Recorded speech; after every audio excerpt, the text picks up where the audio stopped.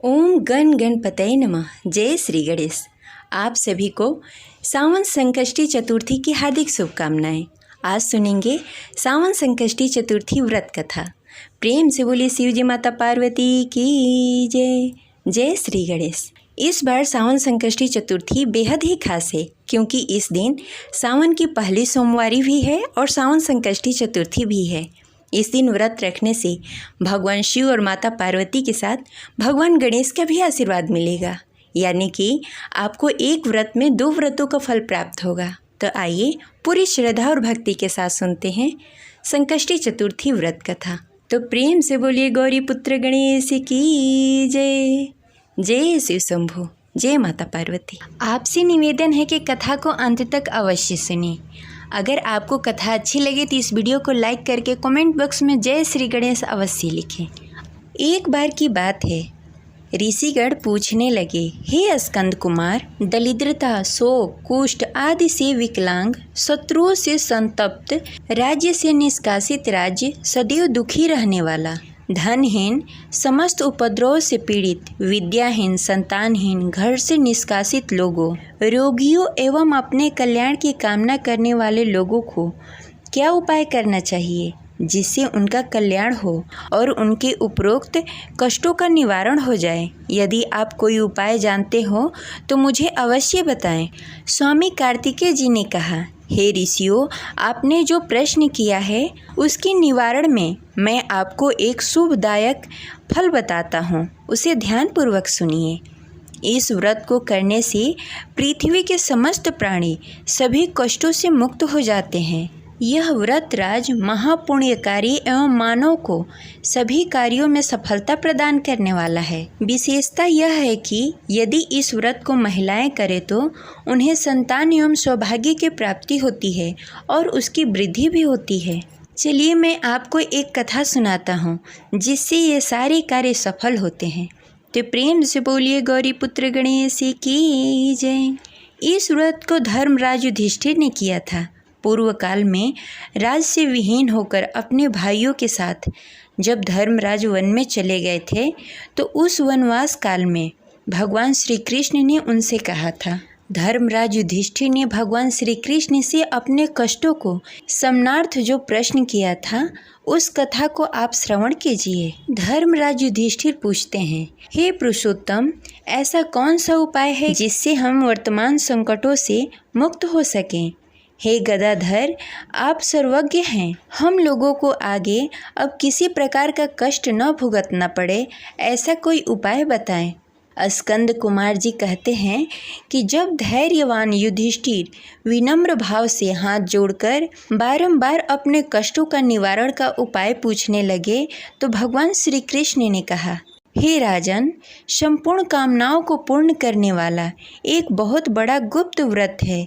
हे युधिष्ठिर, इस व्रत के संबंध में मैंने आज तक किसी को कुछ नहीं बताया, सो मैं आपसे कहता हूँ, ध्यानपूर्वक सुने। प्राचीन काल में सतयुग की बात है कि पर्वतराज हिमाचल की सुंदर कन्या पार्वती ने भगवान शंकर को पति रूप में प्राप्त करने के लिए गहन वन में जाकर कठोर तपस्या की, परंतु भगवान शिव प्रसन्न होकर प्रकट नहीं हुए। तब शैलतन्या पार्वती ने आदिकाल से विद्यमान गणेश जी का स्मरण किया। गणेश जी को उसी क्षण प्रकट देखकर पार्वती जी ने पूछा, मैंने कठोर, दुर्लभ एवं लोमहर्ष तपस्या की, किंतु अपने प्रिय भगवान शिव को प्राप्त न कर सकी। वह कष्ट निवारण दिव्य व्रत जिसे नारद जी ने कहा था, जो आपका ही व्रत है, उस प्राचीन व्रत के तत्व को आप मुझसे कहिए। पार्वती जी की बात सुनकर तत्काल ही सिद्धिदाता गणेश जी उस कष्टनाशक शुभदायक व्रत का प्रेम से वर्णन करने लगे। गणेश जी ने कहा, हे अचल सुते, अत्यंत पुण्यकारी एवं समस्त कष्टनाशक व्रत को कीजिए। इसके करने से आपकी सभी आकांक्षाएं पूर्ण होगी और जो व्यक्ति इस व्रत को करेंगे उन्हें भी सफलता मिलेगी। श्रावण मास की कृष्ण पक्ष की रात्रि में चंद्रोदय होने पर पूजन करना चाहिए। इस दिन मन में संकल्प करें कि जब चंद्र उदय नहीं होगा मैं निराहार रहूँगी। पहले गणेश जी का पूजन करूँगी, तब भोजन करूँगी। मन में ऐसा निश्चय करना चाहिए। इसके बाद पानी में सफ़ेद तिल डालकर स्नान करें, मेरा पूजन करें तथा अपने समर्थ के अनुसार सोना, चांदी, तांबा अर्थात मिट्टी के कलश में जल भरकर उस पर गणेश जी की प्रतिमा स्थापित करें। मूर्ति कलश पे वस्त्र छादर करके अष्टदल कमल की आकृति बनावें और उसी मूर्ति की स्थापना करें। तत्पश्चात षोडशोपचार विधि से भक्तिपूर्वक पूजन करें। मूर्ति का ध्यान निम्न प्रकार से करें। हे लंबोदर, 4 भुजा वाले, 3 नेत्र वाले, लाल रंग वाले, हे नील वर्ण वाले, शोभा के भंडार, प्रसन्न मुख वाले गणेश जी, मैं आपको प्रणाम करती हूँ। पूरी श्रद्धा और भक्ति के साथ भगवान श्री गणेश का पूजा करें। पूजन में लाल चंदन, रोरी, तिलक, वस्त्र, फल, लड्डू सारे कुछ समर्पित करें और पूरी श्रद्धा और भक्ति के साथ भगवान श्री गणेश को धूप, दीप, नैवेद्य से पूजन करके नाना प्रकार के प्रसादों को बनाकर भगवान को भोग लगाएं। हे देवी, शुद्ध देसी घी में 15 लड्डू बनाएं। सर्वप्रथम भगवान को लड्डू अर्पित करके उनमें से 5 ब्राह्मणों को दे दें। अपने समर्थ के अनुसार दक्षिणा देकर चंद्रोदय होने पर भक्ति भाव से अर्घ्य देवें। तत्पश्चात 5 लड्डू स्वयं भोग करें। फिर, हे देवी, तुम सब तिथियों में सर्वोत्तम हो, गणेश जी के परम प्रियतम हो। हे चतुर्थी, हमारे द्वारा प्रदत्त अर्घ्य को ग्रहण करो, तुम्हें प्रणाम है। निम्न प्रकार से चंद्रमा को अर्घ्य प्रदान करें। क्षीर सागर में उत्पन्न हे लक्ष्मी के भाई, हे निशाकर, रोहिणी सहित हे शशि, मेरे दिए हुए अर्घ्य को ग्रहण कीजिए। फिर गणेश जी को इस प्रकार प्रणाम करें। हे लंबोदर, आप संपूर्ण इच्छाओं को पूर्ण करने वाले हैं, आपको प्रणाम है। हे समस्त विघ्नों के नाशक, आप मेरी अभिलाषाओं को पूर्ण करें। तत्पश्चात ब्राह्मण को प्रणाम करें। हे दिव्यराज, आपको नमस्कार है, आप साक्षात देव स्वरूप हैं। गणेश जी को प्रसन्न करने के लिए हम आपको लड्डू समर्पण कर रहे हैं। आप हम दोनों का उद्धार करने के लिए दक्षिणा सहित इन 5 लड्डुओं को स्वीकार करें। हम आपको नमस्कार करते हैं। इसके बाद ब्राह्मण को भोजन कराकर गणेश जी से प्रार्थना करें। यदि इन सब कार्यों करने के लिए शक्ति न हो तो अपने भाई बंधुओं के साथ दही एवं पूजन के निवेदित पदार्थों का भोजन करें। प्रार्थना करके प्रतिमा का विसर्जन करें और अपने गुरु को अन्न, वस्त्र एवं दक्षिणा के साथ मूर्ति दे देवें। इस प्रकार विसर्जन करें। हे देवों में श्रेष्ठ गणेश जी, आप अपने स्थान पे प्रस्थान कीजिए एवं इस व्रत पूजा के फल को दीजिए। हे सुमुखी, इस प्रकार जीवन भर गणेश चतुर्थी का व्रत करना चाहिए। यदि जन्म भर न कर सके तो 21 वर्षों तक करें। यदि इतना भी नहीं संभव हो तो 1 वर्ष के 12 महीने के व्रत को करें। यदि इतना भी ना कर सकें तो वर्ष के 1 माह को अवश्य ही व्रत करें और श्रावण चतुर्थी को व्रत का उद्यापन करें। इस प्रकार श्रावण संकष्टी चतुर्थी व्रत कथा संपन्न हुई। प्रेम से बोलिए गौरी पुत्र गणेश की जय। अब चलिए सुनते हैं चौथ माता की कथा। तो प्रेम से बोलिए गौरी पुत्र गणेश की जय। जय चौथ माता। प्राचीन समय की बात है, एक नगर में एक बुढ़िया रहती थी। उस बुढ़िया का एक बेटा था जिसका नाम रामनाथ था। रामनाथ धन कमाने के लिए परदेश चला गया। बुढ़िया अपने पुत्र के विदेश जाने के बाद बहुत चिंतित और दुखी रहने लगी, क्योंकि बुढ़िया की बहू उसे प्रायः नित्य खरी खोटी सुनाया करती थी। इसलिए बुढ़िया प्रतिदिन चिंतित और उदास रहा करती थी और घर के बाहर स्थित कुएं पर बैठकर रोया करती। बुढ़िया का रोने का यह सिलसिला रोज चलता रहा। एक दिन की बात है, जब वह बुढ़िया रो रही थी, उस समय उस कुएं से दिए की माँ नाम की एक औरत निकली और उसने बुढ़िया से पूछा, हे बूढ़ी माँ, तुम रोजाना इस तरह कुएं पर बैठकर क्यों रोती रहती हो? तुम्हें क्या कष्ट है? तुम मुझे अपने दुख का कारण बताओ, मैं अवश्य ही तुम्हारे दुख को दूर करूँगी। उस स्त्री का प्रश्न सुनकर बुढ़िया ने कोई जवाब नहीं दिया और वैसे ही रोती रही। दिए की माँ बार बार बुढ़िया से यही सवाल करते रही। उसकी इस प्रकार बार बार पूछने से बुढ़िया झुझला उठी और उस स्त्री से बोली, तुम मुझसे ऐसा क्यों पूछ रही हो? तुम क्या सचमुच मेरा दुख जानकर उसे दूर कर दोगी?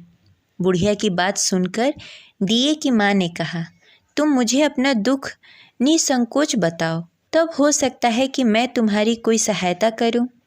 तब बुढ़िया ने दिए की माँ से कहा कि मेरा बेटा धन कमाने के लिए परदेश चला गया है और उसके जाने के बाद मेरी बहू मुझे बहुत ही सताती है। हर वक्त मुझे बुरा भला कहती है।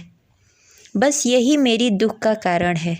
दिए की माँ ने बुढ़िया से कहा, यहाँ वन में संकटा माता रहती हैं। तुम उनके पास जाकर अपना दुख उन्हें सुनाकर उनसे प्रार्थना करो कि वह तुम्हारे कष्टों को दूर कर दें। संकटा माता बहुत दयालु हैं, दुखियों के दुख को दूर करती हैं, निसंतानों को संतान देती हैं, निर्बल को बल देती हैं और अभागों को भाग्यवान बनाती हैं। उनकी कृपा से सौभाग्यवती स्त्रियों का सौभाग्य अचल हो जाता है और कुंवारी कन्याओं को उनकी इच्छा के अनुसार वर प्राप्ति होती है। रोगी व्यक्ति अपने रोग से मुक्त हो जाता है। इसके अलावा जो कोई भी मनोकामना हो, संकटा माता सभी को पूरा करती हैं, इसमें कोई संदेह नहीं है। बुढ़िया ने जब दिए की माता की ऐसी बातें सुनी तो वह वन में संकटा माता के पास जाकर उनके पैरों पर गिरकर जोर जोर से विलाप करने लगी। संकटा माता ने बड़े ही प्यार से बुढ़िया से पूछा कि बुढ़िया, तुम किस कारण इतना दुखी होकर रो रही हो? बुढ़िया ने कहा, हे माता, आपसे तो कुछ भी छिपा हुआ नहीं है, आप तो सब कुछ जानती हैं। अतः आप मेरी दुख को दूर करने का आश्वासन दे तो मैं आपको अपना दुख बताऊंगी। तब संकटा माता ने कहा, हे बुढ़िया, तुम मुझे अपना दुख अवश्य बताओ, क्योंकि दुखियों का दुख दूर करना मेरा काम है। मैं निश्चय ही तुम्हारे कष्टों को दूर करने का प्रयत्न करूंगी। संकटा माता के ऐसा कहने पर बुढ़िया ने कहा, हे माता, मेरा बेटा धन कमाने के लिए परदेश चला गया है। उसके जाने के बाद मेरी बहू मुझे बहुत जली कटी सुनाती है। उसकी बातें मुझसे सहन नहीं होती। बस इसी कारण परेशान होकर मैं बार बार रोया करती हूँ। बुढ़िया के दुख को जानकर संकटा माता ने कहा, उससे कहा कि हे बुढ़िया, तुम घर जाओ और जाकर मेरे लिए मनौती मांगकर मेरी पूजा करो। इससे तुम्हारा बेटा सकुशल वापस आ जाएगा। मेरी पूजा के दिन सुहागिनी औरतों को आमंत्रित कर उन्हें भोजन कराना। ऐसा करने से तुम्हारा बेटा अवश्य ही तुम्हारे पास आ जाएगा। संकटा माता के कहे अनुसार उस बुढ़िया ने मनौती मांगकर पूजा की और सुहागिन औरतों को भोजन के लिए आमंत्रित किया। पर जब बुढ़िया ने स्त्रियों के लिए लड्डू बनाने शुरू किए तो उससे 7 की जगह 8 लड्डू बन गए। बुढ़िया ने सोचा कि कहीं मुझसे गिनती में कोई गलती हो गई हो। उसने फिर से लड्डू गिने, लेकिन लड्डू 8 ही थे। तब बुढ़िया असमंजस में पड़ गई। अपने आप 8 लड्डू बन जाने का क्या कारण है? उसी समय संकटा माता एक बुढ़िया की औरत वेश धारण करके बुढ़िया के सामने प्रकट हुई और फिर बुढ़िया से पूछा, क्योंकि बुढ़िया, आज तुम्हारे घर कोई उत्सव है क्या? यह सुनकर बुढ़िया बोली, आज मैंने संकटा माता की पूजा की है और सुहागिन औरतों को भोजन के लिए आमंत्रित किया है, परंतु जब गिनकर 7 ही लड्डू बनाती हूँ तो वे 8 कैसे बन जाते हैं। इसी वजह से मैं चिंता में पड़ गई हूँ कि कहीं मुझसे कोई गलती तो नहीं हो रही। बुढ़िया की बात सुनकर संकटा माता ने कहा, क्या तुमने किसी वृद्धा को भी आमंत्रित किया है क्या? तब बुढ़िया ने कहा कि मैंने किसी बुढ़िया को आमंत्रित नहीं किया है। लेकिन तुम कौन हो?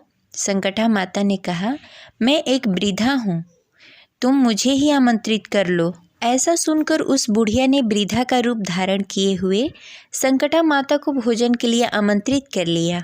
उसके बाद बुढ़िया के घर सभी आमंत्रित सुहागिनें आ पहुंची। बुढ़िया ने सभी को अंदर बुलाकर संकटा माता की पूजा करने के बाद लड्डू तथा अन्य मिठाइयों का भोजन कराया।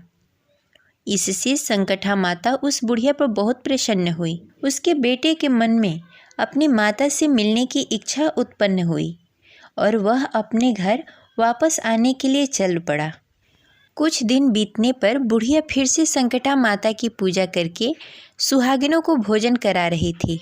तभी किसी ने उसे अपने बेटे के आने की खबर दी, लेकिन वह बुढ़िया अपने काम में लगी रही। उसने कहा, लड़के को बैठने दो, मैं सुहागिनों को जमाकर अभी आती हूँ। जब लड़के की पत्नी अपने पति के घर आने का समाचार सुना तो वह उसी समय अपने पति के स्वागत के लिए घर से निकल चली। लड़के ने अपने पत्नी को देखकर सोचा कि यह मुझसे कितना प्रेम करती है, जो मेरे आने की खबर पाते ही मुझसे मिलने के लिए आ गई। परंतु मेरी माँ को मुझसे जरा भी प्रेम नहीं है, जो मेरी माँ मेरे आने की खबर पाकर भी मुझसे मिलने के लिए नहीं आई। जब पूजा समाप्त हुई और सभी सुहागिनें भोजन करके अपने घर वापस लौट गई तो बुढ़िया अपने बेटे से मिलने के लिए उसके पास पहुंची। लड़के ने पूछा, माँ अब तक कहाँ थे?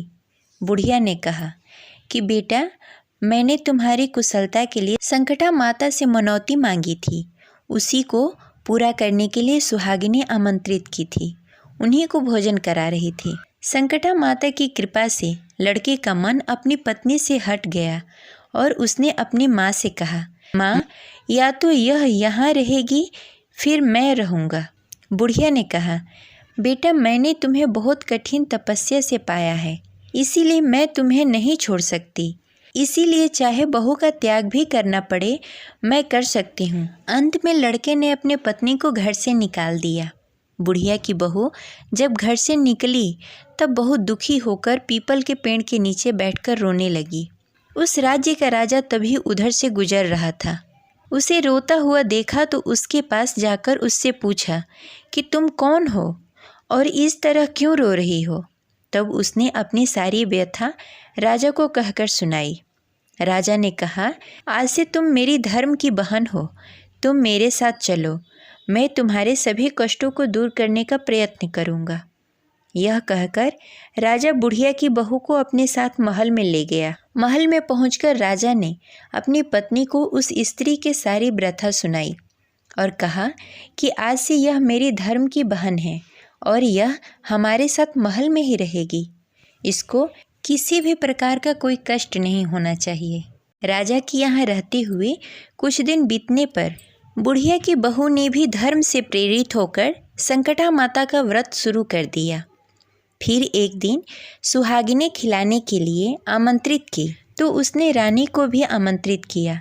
जब सभी सुहागिनें भोजन करने लगी तो रानी ने कहा, मुझे तो रबड़ी मलाई और स्वादिष्ट भोजन ही हजम होते हैं, यह पत्थर के समान लड्डू कैसे हजम होंगे? ऐसा कहकर रानी ने लड्डू खाने से मना कर दिया। संकटा माता की कृपा से कुछ समय के बाद रामनाथ अपनी पत्नी को ढूंढता हुआ महल में पहुंच गया।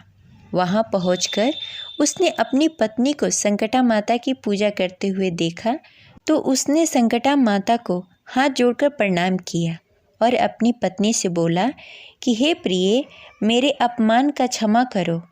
पत्नी ने कहा कि स्वामी, इसमें आपकी कोई दोष नहीं है, यह सब मेरी गलती की वजह से हुआ था। आप मेरी ईश्वर हो, आप ही मुझे क्षमा करें। यह कहकर दोनों ने विधिवत संकटा माता की पूजा की और उसके बाद सुहागिनियों को जमाकर वे दोनों राजा की आज्ञा लेकर अपने घर की ओर प्रस्थान कर गए। जाते समय रामनाथ की पत्नी ने राजा रानी से कहा, जब मुझ पर दुख पड़ा था तो आपने धर्म भाई बनकर मुझे आश्रय दिया था। मैं आपके एहसान को हमेशा याद रखूंगी। यदि आपको कभी भी किसी भी प्रकार की सहायता की आवश्यकता हो तो मेरी कुटिया में निसंकोच चले आइएगा। ऐसा कहकर वह दोनों अपने घर को प्रस्थान कर गए। संकटा माता के प्रसाद का निरादर करने के कारण रानी पर भारी संकट आ पड़ा। रामनाथ की पत्नी के जाते ही उसका राजपाट नष्ट हो गया। ऐसी विपत्ति में पड़कर रानी ने कहा, ना मालूम तुम्हारी धर्म की बहन कौन थी, उसके यहाँ से जाते ही सारा राजपाट नष्ट हो गया। रानी ने कहा, हे राजा, जाते समय वह कह गई थी, जब मुझ पे कष्ट पड़ा तो मैं तुम्हारे यहाँ आई और कदाचित तुम्हारे ऊपर कोई भी कष्ट पड़े तो तुम मेरे घर चले आना। इसीलिए हम दोनों को उसके यहाँ चलना चाहिए। ऐसा विचार कर राजा और रानी दोनों अपने धर्म की बहन के घर चले आए। बहन, तुम्हारे जाते ही ऐसा क्या हो गया कि हमारी सारी संपत्ति नष्ट हो गई? हम लोग बहुत परेशान हो पड़े हैं। रानी की बात सुनकर रामनाथ की पत्नी ने कहा, बहन, मैं तो कुछ नहीं जानती। मेरी तो सब करता धरता सकटा माता है, इसके अतिरिक्त कोई दूसरा नहीं।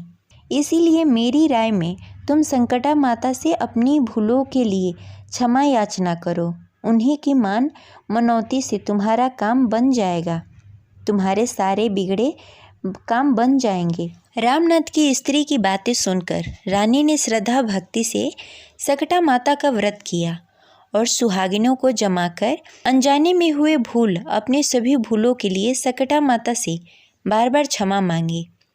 रानी के ऐसा करते ही सकटा माता प्रसन्न हो गई और रात में रानी को स्वप्न में कहा कि तुम दोनों पति पत्नी अपने महल को चलो, वहां जाकर मेरी पूजा करना और मेरे निमित्त सुहागिनों को जमाकर ऐसा करने से तुम्हारा कार्य सिद्ध होगा। राजपाट तुम्हें दोबारा वापस मिल जाएंगे। सुबह होते ही रानी ने अपने स्वप्न के बारे में राजा को बताई। रानी की बात सुनते ही राजा उसी क्षण रानी को साथ लेकर महल की ओर चल पड़े।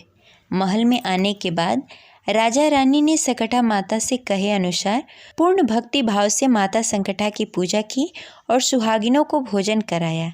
ऐसा करने से उसका बिगड़ा हुआ सारा समय सुधर गया और सारा राजपाट उन्हें वापस मिल गया और वह पहले की तरह राज्य को भोगने लगे।